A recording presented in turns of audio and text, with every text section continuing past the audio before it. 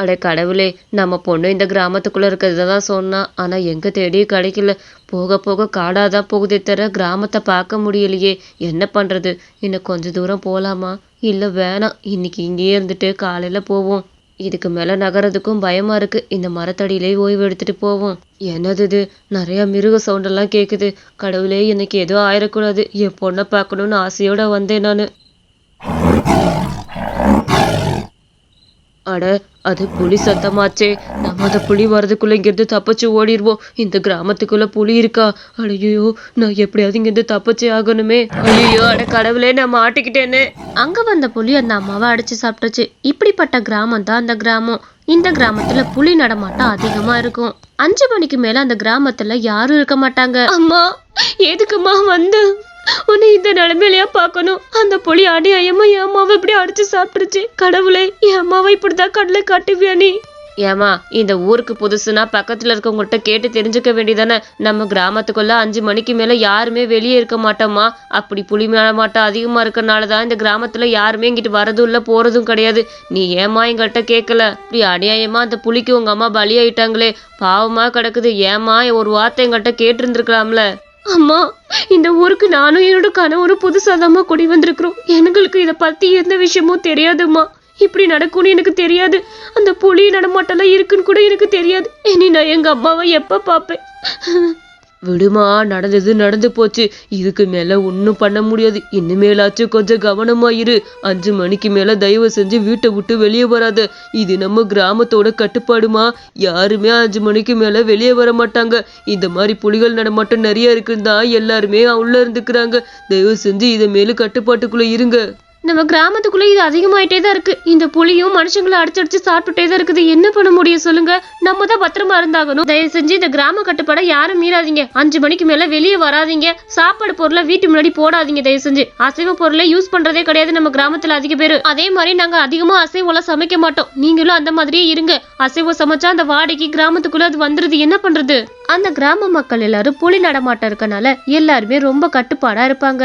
அந்த கிராமத்துல அதிக பேரு அசைவமே சமைக்கிறது கிடையாது. அந்த கிராமத்துல சித்ராங்கிறவ சரியான பேராசை பிடிச்சவ. அவ அவனோட மகனோட வாழ்ந்து வந்தா. அவ அந்த கிராமத்துக்குள்ள ஒரு அசைவ சாப்பாடு கடையை போட்டிருந்தா. இந்த கிராம மக்கள் அசைவம் அதிகம் சமைக்காதனால அந்த கடையில வாங்கி சாப்பிடுவாங்கன்னு அவ ரொம்ப பேராசைப்பட்டு அந்த கடையை போட்டிருந்தா. வாங்க வாங்க, இந்த கிராமத்துக்குள்ள அதிகம் கிடைக்காத அசைவ சாப்பாடு. எல்லாரும் வந்து நல்லா சுவைச்சிட்டு போங்க. இங்க மீன், இறாலு, சிக்கனு, மட்டன் குழம்புன்னு எல்லாமே இருக்குதுங்க. எல்லாரும் வந்து ருசிச்சுட்டு போங்க. காடை முதற்கொண்டு நான் வச்சிருக்கிறேன். வந்து சாப்பிடுங்க. அண்ணே வாங்க, ஐயா வாங்க. அசைவ சாப்பாடு 1 100 ரூபாய் தான் ஐயா, வாங்க சாப்பிடுங்க. அம்மா, தயவு செஞ்சு இந்த அசைவ சாப்பாடு கடை மட்டும் எடுத்துடாத. இந்த கிராமத்துக்குள்ள எங்கேயுமே சாப்பிட முடிய மாட்டேங்குது. நீ ஒரு ஆள் தான் இந்த கடையை போட்டிருக்கிற. அதனாலதான் மனசு திருப்தியாகி நான் இங்க வந்து சாப்பிட்டுட்டு இருக்கிறேன். யாரு சொன்னாலும் தயவு செஞ்சு இந்த சாப்பாடு கடை மட்டும் எடுத்துடாதம்மா. அப்புறம் அவ்வளவுதான், அசைவம் சாப்பிடாம என்னால இருக்கவே முடியாது சுத்தமா. ஆமாம்மா, என்னாலே கூட தான் அசைவம் சாப்பிடாம இருக்கவே முடியாது. இந்த கிராமத்துக்குள்ள ஒரு கடை தான் இருக்குது. இதனால எங்களுக்கு மனசு கொஞ்சம் திருப்தியா இருக்குது. யாரு சொன்னாலும் இந்த கடையை மட்டும் எடுத்துடாத என்ன கண்ணு. சரிங்க ஐயா, நான் எதுக்கு கடை எடுக்க போறேன்? என்ன இது வரைக்கும் எத்தனை பேர் வந்து இந்த கடை வைக்காதன்னு சொல்லியிருக்கிறாங்க. யார் பேச்சுக்கும் நான் கட்டுப்படுறவங்க கிடையாது. இந்த கடை எப்பவும் இருந்துட்டே தான் இருக்கும். சரி பொறுங்கய்யா, உங்களுக்கு சாப்பாடு கொடுக்குறேன், நீங்க சாப்பிடுங்க. அங்க வந்தவங்களும் அந்த அசைவ சாப்பாடை வாங்கி சாப்பிட்டுட்டு இருந்தாங்க. நிறைய பேர் அந்த கிராம மக்கள் இந்த அசைவ சாப்பாடு கடைக்கு சப்போர்ட் பண்ணுவாங்க. ஏன்னா அந்த கிராமத்துல அசைவ சாப்பாடே இல்லாதனால. அப்பா, இப்பதான் எனக்கு திருப்தியா இருக்குப்பா. இனிமேல் கொஞ்சம் நல்லா போய் தெம்பா வேலை பார்ப்பேம்மா. ரொம்ப நன்றி. சாப்பாடு இன்னைக்கு ரொம்ப சூப்பரா இருந்துச்சு. நான் போயிட்டு வரேன். என்னதான் வந்து சாப்பாடு கடையை போட்டிருந்தாலும் அந்த ஊரோட தலைவருக்கு இது சுத்தமா பிடிக்கல. அவரும் நிறைய வாட்டி சொல்லிட்டாரு இந்த சாப்பாடு கடையை போடாதுன்னு. ஆனா அவ கேக்குற மாதிரி இல்ல. ஏண்டி சித்ரா, என்னடி இன்னும் கடை போட்டிருக்கிற? கடை எடுத்து வச்சுட்டு வீட்டுக்கு கிளம்பு. மணி இப்பவே 5:30 ஆயிடுச்சு. இதுக்கு மேல நம்ம ஊர்ல இருக்கவே கூடாது. கிளம்புடி. என்னடி நீ போய் இந்த மூட நம்பிக்கையெல்லாம் நம்பிட்டு இருக்கிற? எந்த புலி வருது காணான்ட்டு இதே நினைச்சு பயந்துட்டு இருக்கிறீங்க. எப்பயோ ஒருத்தவங்களை புலி கொண்டு போட்டுருச்சு. அது வரைக்கும் நம்மளும் பயந்துட்டே இருந்தா என்ன அர்த்தம் சொல்லு? இந்த மூட நம்பிக்கையில நீ வேணா நம்பு. புலி நாங்களும் இத்தனை வருஷம் இங்கதான் கடை போட்டிருக்கிறோம். எந்த புலிடி எங்களை வந்து சாப்பிட வந்துச்சு? பேசாம போ, கதையை கட்டாம. ஏண்டி, உனக்கு இதெல்லாம் புரியாது. நீ பயமே இல்லாம இருக்க பாத்துக்க. அன்னைக்கு புலி ஒரு அம்மாவை அடிச்சு போட்டு என் கண்ணு முன்னாடி கிடந்தது பார்த்தேன்ல. அது பார்த்த வரைக்கும் நமக்கெல்லாம் இந்த பயமே விட்டுட்டு போகல. நான் போறேன். ஒரு வழியா இரவு நேரமும் ஆச்சு. அந்த ஊர் தலைவர் அங்க வந்தாரு. ஏமா, உங்களுக்கு எத்தனை தடவை நான் சொல்லியிருக்கிறேன் இரவு நேரத்துல இந்த அசைவ சாப்பாடு கடையை போடாதீங்கன்னு. சரி பகல்ல தான் போறீங்கன்னு விட்டா ராத்திரியிலயும் இந்த கடையை எடுத்து வைக்க மாட்டீங்க. கிராம மக்கள்லாம் 5:30க்கெல்லாம் போயிட்டாங்க, நீங்க மட்டும் இங்கே இருக்கிறீங்க. ஐயா, இந்த கிராமத்துக்கு புதுசா வரவங்களா கண்டிப்பா சாப்பாடுக்கு எங்கேயாச்சும் அலைஞ்சிட்டு தான் இருப்பாங்க. அதனாலதான் நாங்க கடை வச்சிருக்கோம். எங்க கடையில வந்து சாப்பிட்டு போவாங்கல்ல. அதுவும் இல்லாம இந்த சுற்றுலா பயணிகள்லாம் இந்த கார்ல இந்த சைடு தான் போறாங்க. அவங்களுக்கு பசிச்சா கண்டிப்பா எங்கள்கிட்ட வந்து வாங்கி சாப்பிடுவாங்க. அதுக்காக தான் நாங்க கடை வச்சிருக்கிறோம். இந்த நேரத்துலதான் நாங்க லாபம் கொஞ்சம் நிறைய பார்க்க முடியும். அது உங்களுக்கு பொறுக்கலையா? உங்களுக்கு பொறாமையா இருக்காயா? ஏம்மா, எனக்கு ஏமா பொறாமையா இருக்க போது? இந்த ஊரை பத்தி உனக்கு தெரியும்ல, புலி நடமாட்டம் அதிகமா இருக்குது. போன வாரம் கூட ஒரு அம்மாவா அடிச்சு கொண்டுருச்சுமா. தயவு செஞ்சு கடையை எடுத்துட்டு போ. சின்ன பையனை வச்சிருக்கிற, தயவு செஞ்சு புரிஞ்சுக்கோ. ஐயா, எங்களுக்கு எப்படி இருக்குன்னு தெரியும். நீங்க உங்க வேலையை பார்த்துட்டு போங்க. அப்படியே புலி கடிச்சாலும் எங்களை தானே கடிக்குது, நாங்க வாங்கிட்டு போறோம். உங்களுக்கு என்ன பொறாமன்னு கேட்குறேன். நான் இந்த கடையை நல்லா வளர்த்துடக்கூடாது, நாங்க நல்லா வந்துடக்கூடாது, இதுதானே உங்களுக்கு வேலையே. நீங்க மட்டும் இந்த கிராமத்துல பணக்காரங்களாவே இருக்கட்டும், நாங்க மட்டும் ஏழையாவே இருக்கட்டும் அப்படின்னு தானே நினைக்கிறீங்க? தயவு செஞ்சு உங்க நினைப்பெல்லாம் ஒழிச்சிட்டு இங்க இருந்து கிளம்புங்க முத. நீ எத்தனை தடவை சொன்னாலும் கேட்குற மாதிரி இல்ல. இதுக்கு மேல நான் என்ன பண்றது? கடவுள் தான் உங்களை காப்பாத்தணும். நான் கிளம்புறேன். அம்மா, இவங்க சொல்றதெல்லாம் பார்த்தா எனக்கு ரொம்ப பயமா இருக்குதுமா. பேசாம வாமா, கடையை மூடிட்டு போயிடலாம். புலி நம்ம கிட்டே வந்து கடிச்சு வச்சிருச்சுன்னா என்ன பண்றது? நம்ம வீட்டுக்கு போயிடலாமா? ஏன்பா அவங்க சொல்றதெல்லாம் நீ நம்பிட்டு இருக்கிறியா? தயவு செஞ்சு அதெல்லாம் நம்பாத. அவங்களா மூட நம்பிக்கையில பிறந்து வளர்ந்தவங்க. இந்த புலியெல்லாம் இங்க வராதுப்பா. இத்தனை வருஷம் இங்க கடை வச்சிருக்கோம். ஏதாவது ஒரு புலிங்கிட்டு போய் பார்த்துருக்கிறியா? அதெல்லாம் நம்பாத. கடை முடிஞ்சதுமே வழக்கம் போல அவங்க கடையை மூடிட்டு அங்கிருந்து கிளம்புனாங்க. அடுத்த நாள் காலையில அவங்களோட பையன் இன்னொரு பையனோட விளையாண்டுட்டு இருந்தான். டே சுந்தர், வரியா நம்ம அந்த நடுக்காட்டுக்குள்ள போய் பார்ப்போம் எப்படி இருக்குதுன்னு. ஐயோ, எங்க அம்மா கிட்ட போன திட்டுவாங்களே. சரி சரி, எங்க அம்மாக்கு தெரியாம நான் வரேன். ஆனா உங்க அம்மா கடையில சாப்பாடு தருவியா? சரிடா, நீ வந்தேன்னு வச்சுக்கோ, எங்க அம்மா கடையில உனக்கு அசைவ சாப்பாடு வாங்கி தரேன், சரியா? சரி வா, இப்ப நம்ம கிராமத்துக்குள்ள போய் பார்ப்போம். இல்ல அந்த நடுக்காட்டுக்குள்ள போய் பார்ப்போம். எப்படி இருக்குன்னு பாக்கணும்னு ஆசையா இருக்கு. வாடா. சரிடா, வா நம்ம அங்க போவோம்.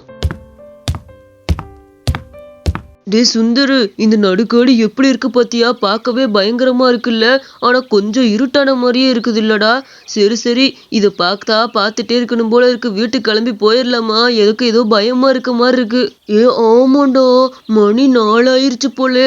வா வீட்டுக்கு போயிடலாம். அப்புறம் எங்க அம்மா என்னையும் அடிச்சு போடுவாங்க. எங்க அம்மா எங்கிட்ட தான் போவாங்க. அப்பா அவங்க அம்மா அந்த சைடு தண்ணி தூக்கிட்டு வந்துட்டு இருந்தாங்க. சுந்தர், உன்னை எத்தனை தடவை சொல்லியிருக்கேன் இந்த நடுக்காட்டுக்குள்ள வரக்கூடாதுன்னு? எப்படி நான் இங்க வந்த? நீ எத்தனை தடவை சொல்லியிருக்கீங்க வரக்கூடாதுன்னு? இந்த பையன் சொல்றதை புரிஞ்சுக்கவே மாட்டேங்கிறானே. ஐயோ, எங்க அம்மா வந்துட்டாங்கடா.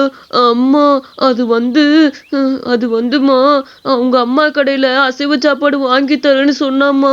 அதுக்காக தான் இந்த நடுக்காட்டுக்குள்ள வந்து பார்க்கலான்னு வந்தோம். வேற எதுக்குள்ள அவன் சொல்லிதான் நான் வந்தேன். இங்க பாரு தம்பி, எத்தனை தடவை சொல்லியிருக்கிறேன், உனக்கு வேணா பயம் இல்லாம இருக்கலாம். ஆனா எங்களுக்கு நிறையவே பயம் இருக்குது. இனிமேல என் பையன் கூட நீ பேசாத. அப்படி பேசுற மாதிரி இருந்தா விளையாட்டோட முடிச்சுக்கணும். அதை விட்டுட்டு இந்த மாதிரி நடுக்காட்டுக்குள்ள எல்லாம் அவனை கூட்டிட்டு வரக்கூடாது, புரியுதா? கிளம்புடா.